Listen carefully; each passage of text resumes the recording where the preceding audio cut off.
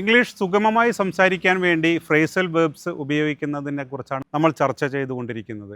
Phrasal വേർബ്സിൻ്റെ ഈ എപ്പിസോഡിലേക്ക് സ്വാഗതം. ഇന്ന് ഫ്രേസൽ വേർബ് എന്ന് പറയുന്നത് ഫോൾ ത്രൂ ആണ്. എന്താണ് ഫോൾ ത്രൂ എന്നുള്ളതിൻ്റെ അർത്ഥം? നടക്കാതിരിക്കുക, ക്യാൻസൽ ചെയ്യുക, പ്രതീക്ഷയ്ക്കൊത്ത് ഉയരാതിരിക്കുക എന്നൊക്കെ ഉള്ളതാണ് ഫോൾ ത്രൂവിൻ്റെ വിവിധ അർത്ഥങ്ങൾ. അത് വിവിധ വാചകങ്ങളിലൂടെ ഉപയോഗിക്കുമ്പോഴാണ് അതിൻ്റെ യൂസേജ് നമുക്ക് മനസ്സിലാകുക. അവർ ഹോളിഡേ പ്രോഗ്രാം ഫെൽ ത്രൂ.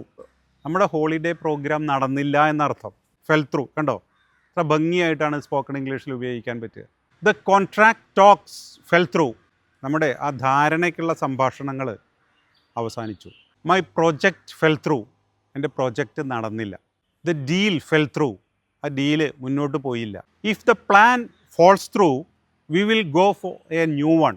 ഈ പ്ലാൻ നടന്നില്ലെങ്കിൽ ഒരു പുതിയത് നമ്മളെടുക്കും. They are hoping it will not fall through. അവർ പ്രതീക്ഷിക്കുന്നത് ഇത് നടക്കാതിരിക്കില്ല എന്നാണ്. Several deals have already fallen through this month. ഈ മാസം ഒരുപാട് ഡീലുകൾ ക്യാൻസലായി പോയിട്ടുണ്ട് എന്നർത്ഥം. ഇനി ഇതിൻ്റെ അർത്ഥം എന്താണെന്ന് നോക്കുക. Her job interview fell through at the last minute.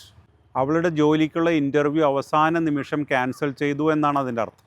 Our sales fell through.